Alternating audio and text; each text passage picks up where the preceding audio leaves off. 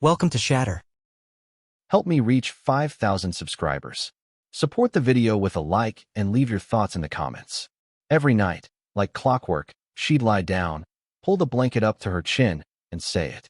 No intimacy, no explanation, no emotion, just those two words, like a command. And I'd lie there, staring at the ceiling, wondering how I became a stranger in my own marriage. But that night was different. That night, I didn't just lie there and take it. That night, I stood up. And when I told her, calmly and clearly, "Our marriage ends here," she shot up like she'd heard a gun go off in the room. Eyes wide, breath caught in her throat. I didn't shout. I didn't cry. I didn't beg.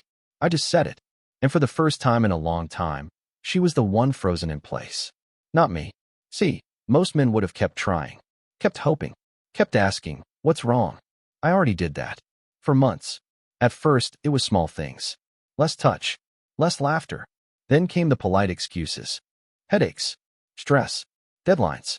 But after a while, she didn't bother with the excuses. She just laid down, said her line, and rolled over. And me? I became a shell of who I was. I convinced myself that maybe this was just what marriage looked like after a few years. I told myself to be patient, to be understanding. But the truth? The truth is, I stopped existing in her world a long time ago. And that night, when I finally said I was done, it wasn't about anger. It was about peace. Cold. Surgical. Final. She blinked at me, trying to process what she just heard. And then, for the first time in years, I saw her face change. Not in control. Not detached. But panicked. She stood up, hands shaking. "I love you. Don't leave me." Too late. Because that man, the one who waited, hoped, stayed up trying to fix what she never wanted to fix. He already left. What stood in front of her now was someone she didn't recognize. Someone she thought was safe, tame, predictable. She thought I'd stay no matter what. She was wrong. And here's the thing most people don't get. It's not the yelling or the fights that end a marriage. It's the silence. The cold, empty nights when one person keeps reaching out and the other keeps pulling away. I gave her every chance. But once a man sees the truth, once he feels what it's like to sleep next to a wall for months, something inside him dies. And what's born in its place is someone you should have never ignored. That night wasn't the end of the story. It was the beginning of the part she never thought she'd see. The part where I disappear without slamming the door. Where I don't burn the house down. I just walk out and never look back. The next morning, the house was too quiet. No clatter of her coffee mug. No passive-aggressive sighs from the hallway. Just silence. I got dressed without rushing. Ate my breakfast alone. And when I left the house, I didn't glance back. I didn't leave a note. Didn't check if she needed anything. And she noticed. Of course she did. That afternoon, she sent a message. Just 4 words. "Can we talk tonight?" I didn't reply. Not out of spite. But because that version of me, the one who jumped at every opportunity to fix things, was already gone. When I came home that evening, she was waiting. Hair done. Makeup on. A dress I hadn't seen in years. One she used to wear back when we still had a pulse. There were candles lit on the table. A bottle of wine half opened. Like nothing had happened. Like I hadn't just ended the marriage the night before. I walked in, nodded once, took off my shoes, and started clearing the mail. She stepped in front of me, touched my arm. Her voice was low, soft. "I missed you today." I looked at her, really looked. Not with anger. Not with affection. Just clarity. Because what she was doing wasn't love. It was strategy. Control, wrapped in perfume and wine. I didn't flinch. Didn't move. I simply said, "I'm not doing this." And walked past her. Not fast. Not angry. Just done. She didn't follow right away. She stood there, lips parted, completely disarmed. Because she thought she still had time. She thought I'd melt the moment she got close again. But that version of me, the one who waited at the edge of the bed hoping she'd turn over and touch me, he died a slow death in the dark months ago.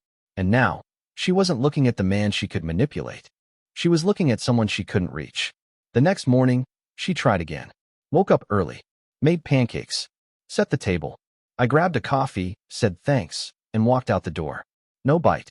No seat at the table. That was the moment it started sinking in. It wasn't just silence anymore. It was detachment. The one thing she never thought I'd learn. See, she had spent months pulling away from me, believing I'd never do the same. She thought men like me stay no matter how cold it gets. No matter how many nights end in rejection, she thought she'd always have time, until she ran out of it. And now? Now she wasn't trying to win me back. She was trying to slow the fall. But I wasn't falling anymore. I was rising. And she had no idea how far above her I already was. By the end of that week, something shifted. Not in me. I'd already shifted. In her. She started watching me when she thought I wasn't looking. Her eyes lingered longer. There was tension in her jaw that hadn't been there before. Not anger. Worry. She was beginning to sense it. The emptiness she'd once fed me with every rejection was now feeding itself. She came into the kitchen one morning, earlier than usual. Usually, she'd walk past me like I was air. But now she hovered. She asked if I needed anything. I said no.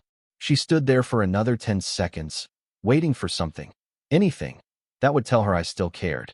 I didn't offer it. Not because I wanted to hurt her, but because I had nothing left to give.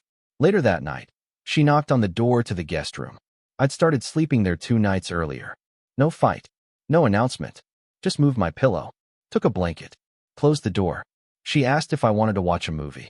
I told her I had plans. That was new. I used to clear my schedule just to be in the same room as her, even if all she gave me was silence. But now I was learning what it felt like to be free, quietly, completely. And she was feeling what it was like to be optional. The next morning, she texted me. A long message. Said she missed how things used to be. Said she felt like we were losing something. I read it. Didn't reply. I didn't need to. Because she wasn't reaching out to me.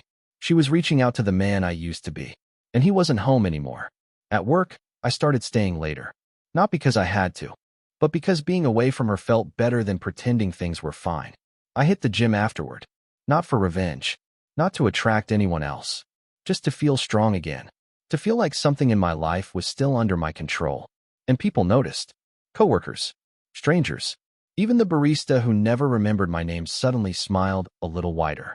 But none of that compared to the look on her face when I walked in one night at 9:30. She was sitting on the couch in her robe, TV on, wine glass untouched. Like she was waiting. But I didn't rush in. Didn't ask if she ate. Didn't tell her where I'd been. Just hung up my coat, nodded, and walked to the guest room. And I could feel it, her eyes burning into my back. Not with anger, but with confusion. Because for the first time, she was chasing someone who'd already stopped running. There's a silence that isn't just quiet. It has weight, like fog that settles on everything. You don't hear it. You feel it. That's what our house became. By week 2, she stopped pretending. Stopped performing. No more candlelit dinners.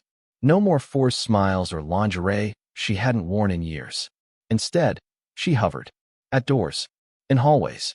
Waiting to be acknowledged. And when she wasn't, she folded in on herself. I could feel her watching me from the kitchen doorway as I laced my boots. She stood there like a ghost in her own home. But I didn't offer comfort. Not because I wanted her to hurt, but because I was done rescuing someone who threw the rope away months ago. At night, she stayed up later than usual. Lights on in the bedroom. I could hear the creak of the floorboards above my head, the restless pacing. Then, one night, I heard something else. A muffled sob. Pillow soft. Barely there. She was crying. Not the dramatic, manipulative kind. The kind you only make when you think no one's listening. I lay there in the guest room, staring at the ceiling. I didn't move. Didn't speak. Didn't go up to ask what was wrong. Because I already knew. She was mourning the control she thought she'd always have. The safety net she assumed I'd always be. And now that I was gone, right there, but emotionally 10,000 miles away, the gravity of her decisions was finally starting to pull. At work, I was different. Sharper. More focused. My team noticed. My boss noticed. Even got pulled aside and told they were considering me for a lead project I'd wanted for over a year. That night, I got home later than usual. She was in the kitchen, sitting at the table, her laptop open but untouched. She looked up like she had something to say, but I just nodded, walked past, grabbed a bottle of water from the fridge, and left the room. She didn't follow, didn't speak, didn't try. Something in her posture had changed. Like she was finally realizing this wasn't a phase. This wasn't me throwing a tantrum. This was the beginning of a life she wouldn't be part of anymore. I started rerouting my paycheck. Small steps. Quiet steps. A separate account. New passwords. A new budget. Not to be secretive. To be free. Because if I was going to rebuild, it wouldn't be on the ruins of a marriage where I was treated like an accessory. It would be from scratch. And she She could keep the house full of memories, but not the man who made them. It didn't take long for her silence to turn into suspicion. Not love, not concern, control. That's what was unraveling. She'd lost the grip. And when people like her start losing control, they look for someone else to blame. It started subtly. She began asking casual questions about my schedule, where I was going, who I was seeing. Not directly. Not like a wife curious about her husband's day. More like a woman trying to solve a puzzle that suddenly stopped fitting together. She asked if I'd be home for dinner. I said probably not. She asked what time I'd be back. I told her I wasn't sure. The next morning, she lingered in the doorway while I buttoned my shirt. Tried to joke, tried to smile. Said I looked nice. Said she missed us. I didn't respond. Not coldly. Just like someone who'd already processed the grief and moved on. Because I had. She was still trying to swim back to shore. But I'd already built a boat. And I was learning how to sail. That night, I came home late again. She was waiting. Lights on. Hair done. Like she wanted to recreate the version of herself I used to crave. She asked me a question. One that told me exactly how deep her panic had sunk. Is there someone else? I looked at her. Not with guilt. Not with denial. Just silence. Because the truth was, there wasn't anyone else. Not in the way she meant. No affair. No secret number. No hidden texts. But yes, there was someone else. Me.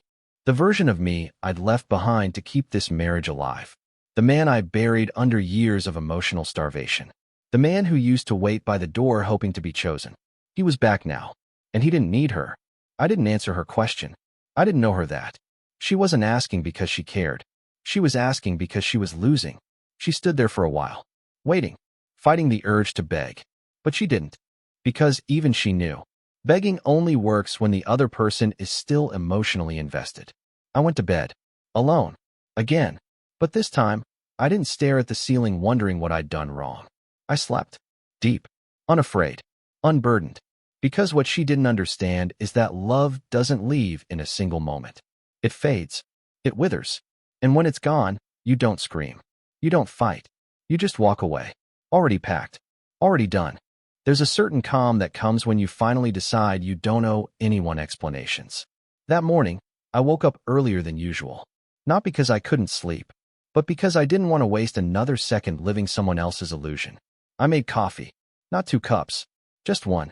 I sat at the table, logged into my accounts, and started untangling a life I no longer wanted to share. It wasn't about revenge. It was logistics. Strategy. A quiet separation. Financial first, emotional long done. I rerouted my salary to a new account. Canceled the credit card she never paid, but always used. Turned off autopay on the subscriptions she'd added for both of us. It took less than 20 minutes to start undoing years of silent sacrifice. When she came down, still in the same robe she always wore, she noticed the shift. Not right away, but the silence was louder now. Colder. Permanent. She asked if I had time to talk that evening. I said I had plans. The next day, the first alert hit. She texted, "Did something happen with the account? I can't access Hulu." I didn't answer. Not to be cruel.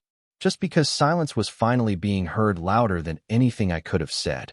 She tried a softer approach. Left a note on the fridge. "Made pasta tonight. Hope you're hungry." I came home late. Ate out. Didn't touch the food. Didn't acknowledge the note. The next morning, she asked if everything was okay. I said, "Everything's fine." She paused. Waited for more.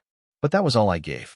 Because when someone spends months saying no, in every way that matters, eventually, your yes to yourself becomes the only thing that matters. I began listing items for storage. Not selling. Just removing. The bookshelf I built for her office. Gone. The wall prints she picked out but never hung. Packed. Every trace of my effort that went unnoticed, systematically removed. She noticed. Of course she did. One night, she came home and asked why her login no longer worked for the joint account.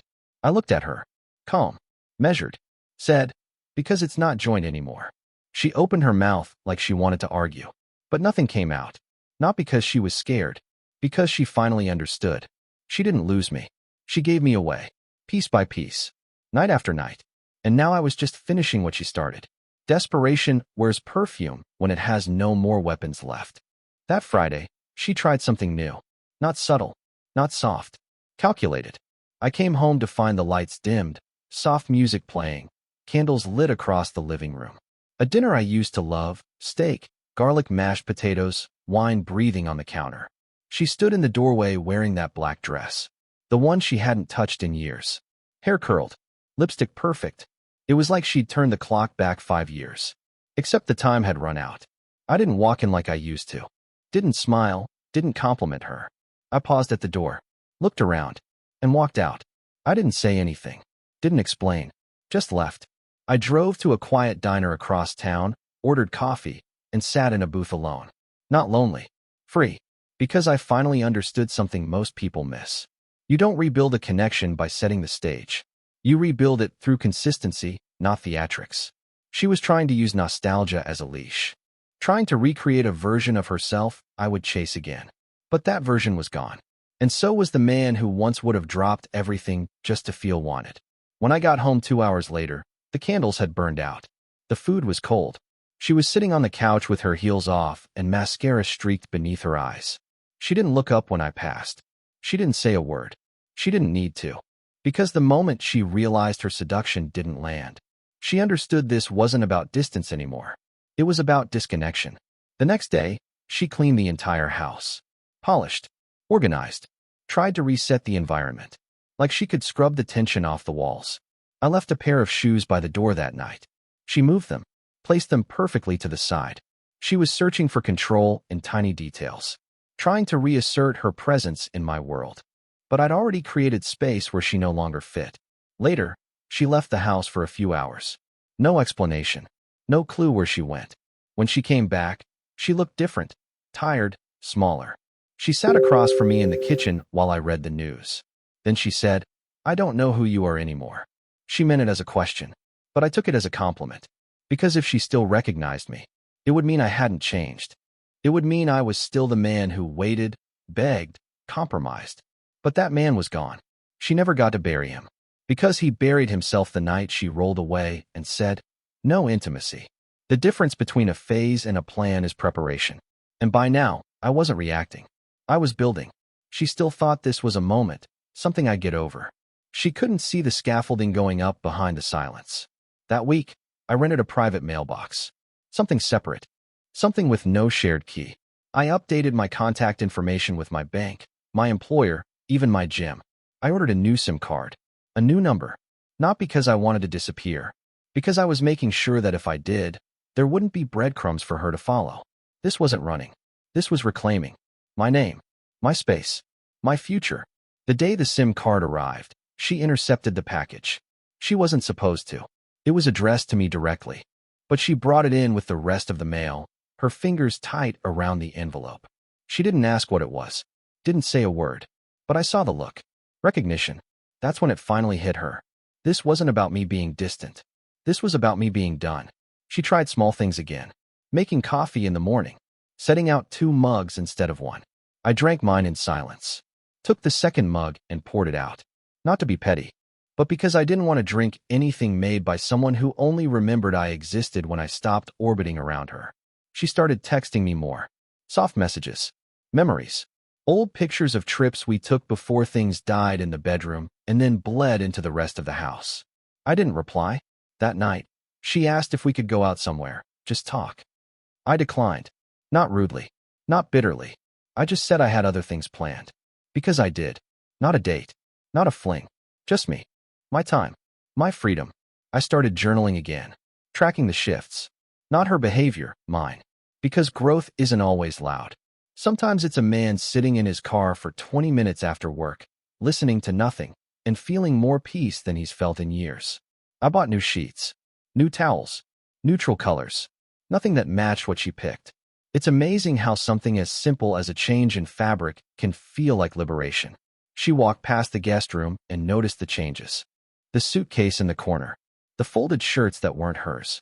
The scent of new detergent. And that's when I saw it. The fear in her eyes. Not fear of losing me. Fear that she already had. And the realization that I wasn't trying to hurt her. I was trying to leave well. That's what scared her most. Because if a man walks away in anger, he might come back. But when he walks away in peace, he never does. She thought she still had time. Even after everything, she still believed she had leverage. Maybe it was habit. Maybe it was pride. But somewhere in her mind, I was still hers. Still the quiet, loyal man who'd eventually come around. But by the end of that month, I wasn't circling anymore. I was moving. Deliberately. The day I packed my suitcase, she was in the living room, scrolling her phone like she always did when she wanted to appear unbothered. I didn't slam drawers. Didn't make noise. Just packed with quiet precision. Shirts. Files. Chargers. Essentials. Nothing sentimental. Nothing we'd bought together. Only what belonged to me. She walked by the room once. Slowed. Watched me zip the case. Work trip? She asked. I nodded. Didn't give a location. Didn't say when I'd be back. Because that was the moment I understood. This wasn't a goodbye. It was a closure she wasn't invited to. When I left the house, I didn't turn off the lights. Didn't leave a note. Didn't give her something to hold on to. Just the sound of the door locking behind me. The hotel wasn't fancy. Wasn't far. But it felt like a different planet. A quiet room. A king-sized bed with no cold shoulder waiting beside me. No questions. No tension. Just silence. My silence. And that night, I slept like a man who finally stopped apologizing for wanting to be seen. The next morning, she called. Then texted. Then emailed. Her message was short. I think we should start over. Reset. Go to therapy. It was what I used to beg for. But now, it felt like a stranger offering a parachute after the crash. She said she was willing to change. Said she missed me. Said she loved me. And maybe, once, I would have broken down reading those words. Would have felt hope. But this version of me, the one who stopped chasing validation and started building his own worth, he didn't need promises. He needed peace. So I muted the thread, turned off notifications, went downstairs, had breakfast alone, and for the first time in years, I didn't check the time. Because there was no one left to hurry back to. No one waiting. No one controlling. Just me. And when a man learns that solitude can feel safer than a shared bed, you don't lure him back with tears. You just get used to the echo. I went back once. Not to reconcile. Not to explain. Just to finish. The house looked the same. Same curtains. Same pictures. Same furniture I once built with my hands. Now collecting dust in rooms that no longer held anything sacred. She wasn't home. I planned it that way. Checked her calendar. She had a lunch with a friend. Probably telling some version of the story where I just drifted. She never understood. Men don't drift. We disconnect in silence until one day we're gone. And by the time we leave, we've already grieved. I walked through the house room by room. Not nostalgic. Not bitter. Just focused. I collected the last few things I'd left behind. A leather watch. A folder of documents. A photo of my parents she never bothered to frame. In the bedroom, I opened the closet. Her side untouched. Mine mostly cleared. But on the top shelf was a box. It held old cards I'd written her. Back when I thought love could be revived with effort. I didn't open them. I didn't need to. I placed the box in a bag. Not because I wanted the memories, but because I refused to let her keep the parts of me she stopped valuing. Before I left, I stood in the doorway one last time. I looked at the couch she used to curl up on. The kitchen table where I sat alone, too many nights. The hallway she used to walk past me like I didn't exist. And I felt nothing. No rage. No sadness. Just release. She came home an hour later. By then, I was already downtown, signing the last of the paperwork. Separate address. Separate accounts. New chapter. She texted, "You were here?" I didn't reply. That night, she called. It rang 4 times. Then silence. No voicemail. No message. Because the man she expected to pick up doesn't live in that version of her story anymore. You see, I didn't leave her to find someone better. I left because she made me invisible, then acted surprised when I disappeared. I didn't slam the door. Didn't scream. Didn't announce my exit. I just stopped participating in a love I never felt returned. She'll tell her friends I changed. Then I shut down. But the truth is simple. She kept saying no for so long. She forgot that silence cuts both ways. And when the silence became hers, when it echoed in empty rooms, in untouched dinners, and unanswered texts, that's when she finally understood. This wasn't abandonment. It was closure, executed with precision, and no invitation for return. Because when I left, I took the version of myself she never thought would walk away. And I didn't just disappear. I made sure she'd never find me again. What would you have done in my place? If the story hit you, leave a like. And don't forget to subscribe. It only gets stronger from here.